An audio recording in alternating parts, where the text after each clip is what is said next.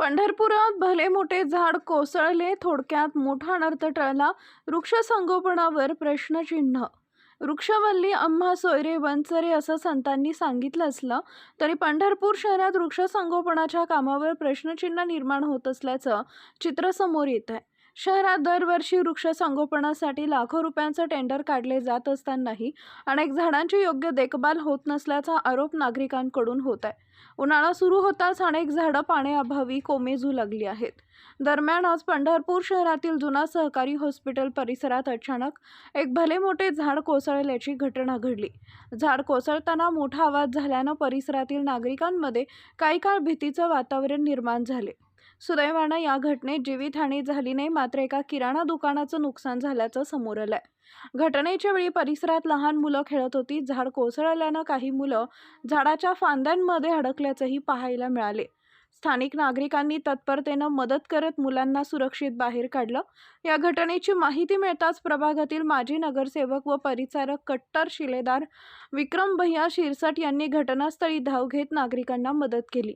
यावेळी बोलताना त्यांनी सांगितले की जुना सहकारी दवाखाना परिसरातील अनेक झाडं जीर्ण अवस्थेत असून याबाबत वारंवार नगरपालिका प्रशासन व संबंधित ठेकेदार विकी सेंड यांना सूचना देण्यात आल्या होत्या, मात्र प्रशासनानं याकडे दुर्लक्ष केल्याचा आरोप त्यांनी केलाय.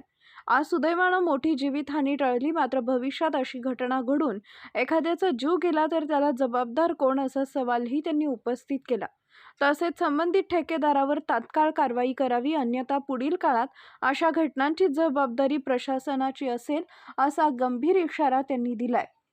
दरम्यान परिसरातील झाडांमधून पडलेला पालापाचोळा व लाकडं ही नगरपालिका मुख्याधिकारी व नगराध्यक्षांच्या दालनासमोर टाकण्याचा इशाराही देण्यात आल्यानं या प्रकरणाला अधिकच राजकीय रंग चढण्याची शक्यता व्यक्त होतीये.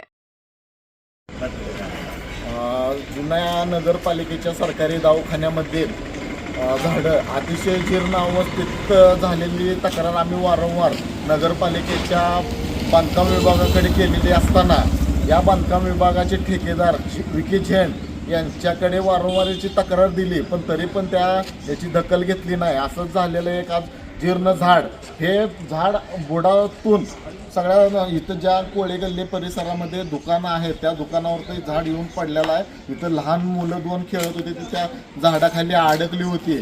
तरी या निष्काळजी प्रशासनाने आम्ही जाहीर निषेध करतो. यात काही जीवितहानी झाली असती तर याला कोण जबाबदार आहे? ही अशा नगरपालिकेच्या ठेकेदारावर कारवाई करून या इथून पुढं जर असे प्रकार घडले तर हे असे झाडं असतील, झुडपं असतील, कुठं तुटून पडतील तर आम्ही ही झाडं झुडपं घेऊन नगरपालिकेच्या प्रशासनाच्या मुख्याधिकाऱ्यांच्या नगराध्यक्षांच्या केबिनमध्ये टाकून राहणार नाही. आम्ही नगरपालिकेच्या दवाखान्याच्या पुढं आमचं दुकान आहे, तिथं आम्ही बसलो होतो असं हे करत काम करत, तर अचानक मागून एक झाड मोठं कोसळलं. ह्याच्या आधी पण आम्ही 3-4 वेळा नगरपालिकेत तक्रार दिली होती की मागची झाडं कुजलेली आहे, जीर्ण झालेली आहेत, त्याच्याकडे लक्ष द्यावं करावं. ह्याच्या आधी पण आमच्या दुकानावर असंच झाड पडलं होतं. आत्तासुद्धा दणकरणं जोरात आवाज झाला, झाड पडलं. आमच्या जीवाला इतका धोका वाटतो, आम्हाला भीती वाटते की काय करावं काय नाही. 4-4, 5-5 वेळा सांगून ही करूनसुद्धा आमची कोणी दखल घेऊ नये, काय नाही.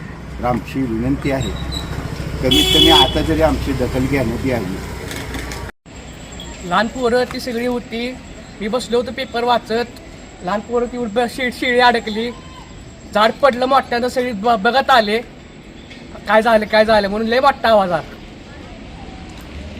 आम्ही तर पेपर वाचत बसलेलो, अचानक झाड पडलं.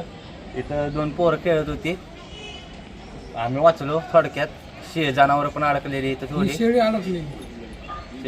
अडकलेली इथं, 2 पोरं पण अडकलेली.